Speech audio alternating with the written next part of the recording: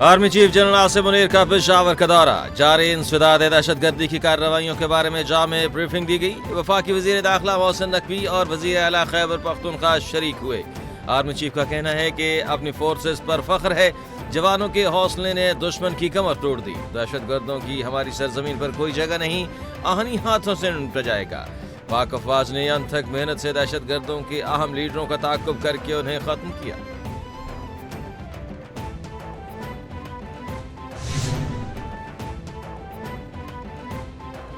Security forces का बलूचिस्तान के जिला कच्ची में खुफिया इत्तला पर ऑपरेशन।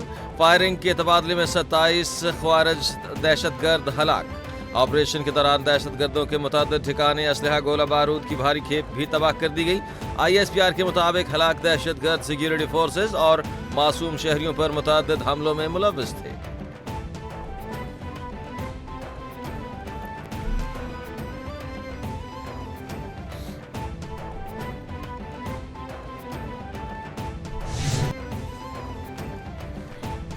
तारीख पर तारीख। 190 मिलियन पाउंड रेफरेंस के फैसले के लिए एक और तारीख मुकर्रर कर दी गई।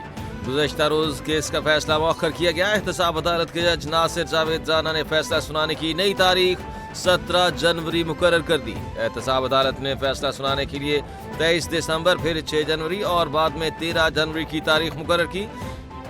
बानी PTI और बुशरा बीबी समेत दीगर मुल्ज़िमान पर 27 फरवरी को फर्द जुर्म आयद हुई।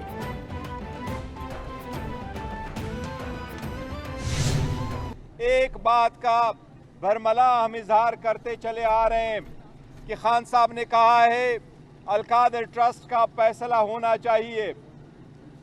हमें दीवार पे लिखा नज़र आता है कि हमारे साथ नाइंसाफ़ी होती रही है, हमारे साथ ट्रायल कोर्टों का रवैया गैर मुनसिफाना और गैर मसावी रहा है। चेयरमैन PTI बैरिस्टर गौहर का कहना है कि हम तो तैयार थे कि फैसला सुनाया जाए। अडयाला जेल में हम इंतजार में बैठे थे। अदालती अमले ने कह दिया था कि फैसला 11 बजे सुनाया जाएगा। 190 मिलियन पाउंड केस बेबुनियाद है। केस का मकसद बानी PTI को दबाव में लाना है। बानी PTI डटे रहेंगे, उन्हें केसेस की परवाह नहीं। बानी PTI ने कोई माली फायदा नहीं लिया। अल-कादर ट्रस्ट का फैसला होना चाहिए। PTI के साथ नाइंसाफी हो रही है।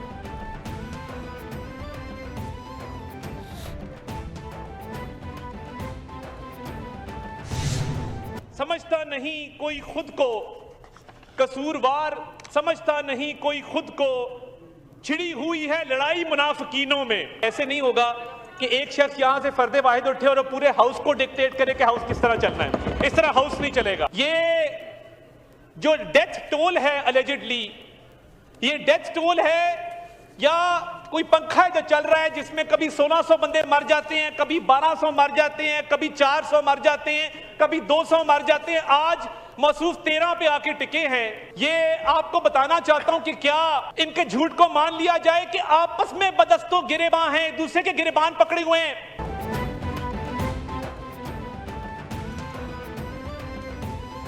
वज़ीर इत्तलात अता तारड़ की कौमी असम्बली इजलास में घन गरज। अता तारड़ ने PTI अरकान के वॉकआउट करने पर तनकीद के निश्तर बरसा दिए। अता तारड़ ने कहा कि किसी को हाउस को डिक्टेट करने की इजाज़त नहीं दी जाएगी। ये हाउस ऐसे नहीं चलेगा। PTI की क़यादत आपस में दस्तो गिरबां है। उमर अयूब को इदारों की किरदार कुशी पर शर्म आनी चाहिए। इदारों की किरदार कुशी और उन पर तंज इनका वतीरा है।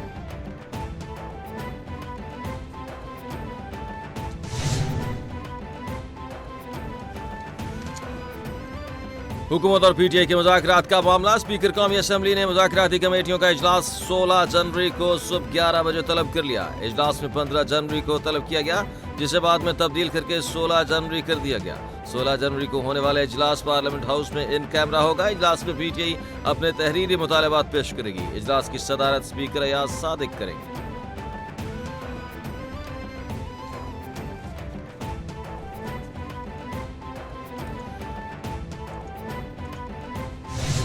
मैं समझता हूं कि ये एक और मिसाल है पब्लिक प्राइवेट पार्टनरशिप के PPP मोड के कामयाबी का। पब्लिक प्राइवेट पार्टनरशिप वो मंसूबा है जो शहीद मोहतरमा बेनजीर भुट्टो ने पाकिस्तान में इंट्रोड्यूस करवाया।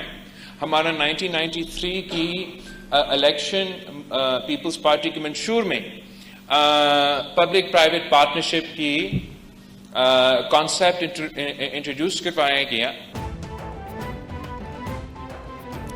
बिलावल भुट्टो कहते हैं कि थर में बच्चों की अमवात के मामले को उछाला गया। सिंध के खिलाफ मनफी मुहिम चलाई गई। सिंध की हर तहसील में टेलीमेडिसिन की सहूलत मौजूद है। पंजाब और दूसरे सूबे हमारी नकल कर रहे हैं। सिंध सूबा सेहत में तमाम सूबों से आगे है। पंजाब और बलूचिस्तान में हमारी नकल करके इमरजेंसी रूम कायम किए गए। सिंध ने पब्लिक प्राइवेट पार्टनरशिप में भी वफाक और सूबों को पीछे छोड़ा।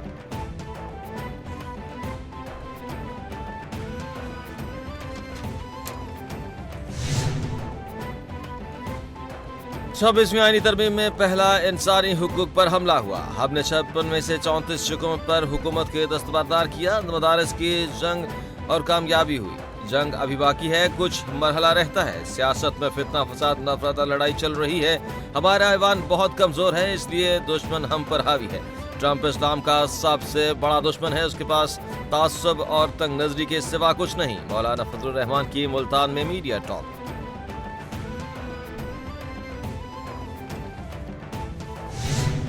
जब कोई कहता है कि मैं पासबान हूं इस मुल्क का, जब कोई पासबान बन जाता है तो कोई पासबान कभी ये नहीं कर सकता कि किसी के बहकावे में आके मुल्क को आग लगा दे। कोई पासबान कभी ये नहीं कर सकता कि किसी के सियासी बहकावे में आके अपने मुल्क पे हमला कर दे। कोई पासबान ये कभी नहीं कर सकता कि एक सूबे से दूसरे सूबे पे, अपने ही मुल्क के दूसरे सूबे पे हमला कर दे।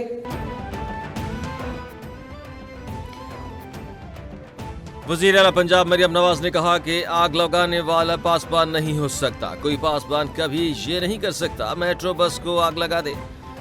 पुलिस, रेंजर्स और फौज हमारे लिए जाने देते हैं। कभी नहीं कहूंगी कि बाहर निकलो और आग लगा दो। नौजवान किसी की बातों में ना आए। नौजवानों की रेड लाइन पाकिस्तान होनी चाहिए।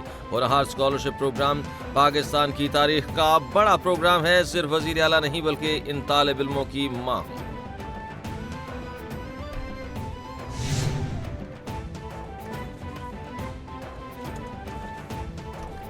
कुर्रम में अमन का सफर। अमन मुआहदे के बाद कुर्रम में बंकर्स की मसमारी का आगाज कर दिया गया। मुशीर इत्तलात की AP ने कहा कि अमन मुआहदे के बाद जिला कुर्रम में बंकर्स की मसमारी का बाकायदा आगाज हो चुका। पहले मरहल में 2 बंकर्स को मसमार किया गया। ग्रैंड अमन, जिरगा और मुकामी अमन कमेटियों की निगरानी में सिक्योरिटी फोर्सेज ने बंकर्स को मसमार किया। कमिश्नर कोहाट ने मुकामी आबादी को एतमाद में लिया। अमन मुआहदे की रोशनी में तमाम बंकर्स मसमार किए जाएंगे। और अमेरिका के शहर लॉस एंजल्स में आतिशज़दगी से हलाकतों की तादाद 24 तक पहुंच गई। आग पर 7 रोज के बाद भी सिर्फ 11% तक काबू पाया जा सका। माहिरीन का अंदाजा है कि आग पर मुकम्मल काबू पाने में कई हफ्ते लग सकते हैं। 12,000 से ज्यादा मकान और इमारतें राख में तब्दील। 2 लाख से ज्यादा अफराद नकले मकानी करने पर मजबूर। मजीद 6 शहरों में फौरी इनखला के अहकामात जारी।